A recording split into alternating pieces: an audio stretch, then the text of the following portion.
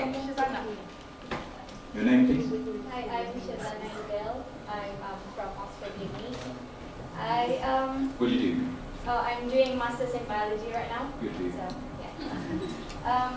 I just wanna. I hope you can elaborate more about the SPN,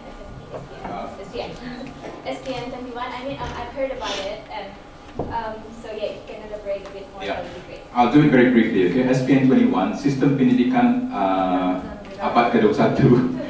Basically, it's a new what you call this educational system. We're moving away from the traditional system where we have primary 1 to primary 6, and then from 1 to 5, lower and upper 6. We're now going to have a continuum. We're going to have year 1 right to year 13. Okay. Now the good thing about SPN 21, instead of just being, in addition to being just student-centric, okay, and allowing the teachers to be more engaging and more creative throughout, it also creates or increases the pathway for students to enter higher education. One of the reasons of SPN 21 Anijua is to make sure that we are able to support the desire for our government to increase participation rate at higher education from 13 to 30% by 2018. Not long to go, okay? And then there are three important things that happens in SPN 21, okay? One is the curriculum itself. Secondly is the assessment methods, okay? Now, I can't go into details about the assessment methods, but actually my colleagues from Ministry of Education yang boleh elaborate on that. But third one is technical education. There's a lot of emphasis in technical education at the moment because the male species amongst us, like it or not, a little bit slow in developing. I was a late developer, okay? I can't imagine myself talking to an audience like this, about 15 years ago. No way. But now we're creating different pathways lah. So inshallah kanak-kanak ini semua orang ada opportunity to belajar, okay? To make sure that we can achieve that wawasan 2035. That's in a nutshell. Okay? But you ask, Adora education depan in pink. It's coming up next. Anyone else? Anyone else? Yeah. I'm Sharina from University of Southampton. You doing? PhD in geography. Okay. So my question is, we've heard your talk on finances and research, money for research. Yeah.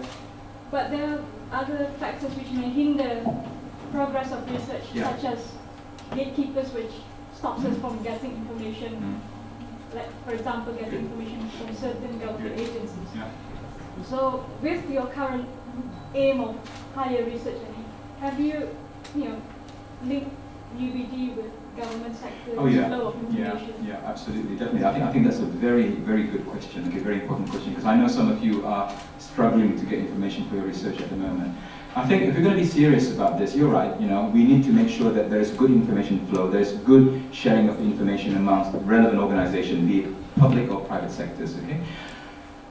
We have this thing called the BDRC, Brunei Darussalam Research Council, and we are reviving this at the moment. This, if you like, is the coordinating council as far as R&D is concerned in every discipline. It does not matter. Okay, it's a fairly high-level committee or council, but not ministerial level. It's PERMSEC level, the vice chancellors and stuff like that.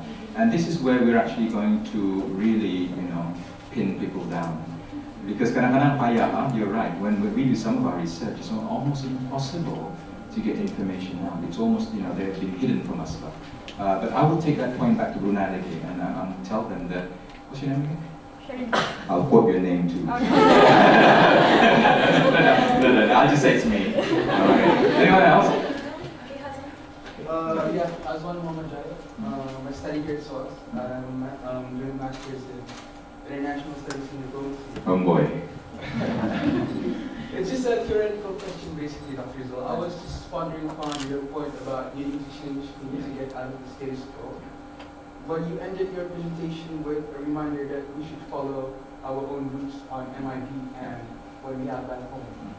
So it's a question of perspectives. What does change entail for you? What do you mean by change? Moderation or total change? I think it's both.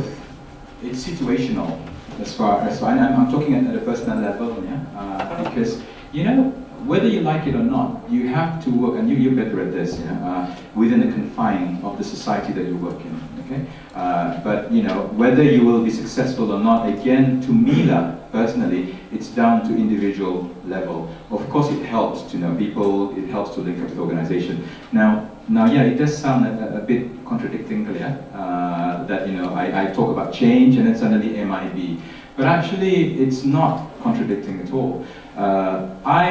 Because of who I am, because of the philosophy that I believe in, has allowed me to make all these changes.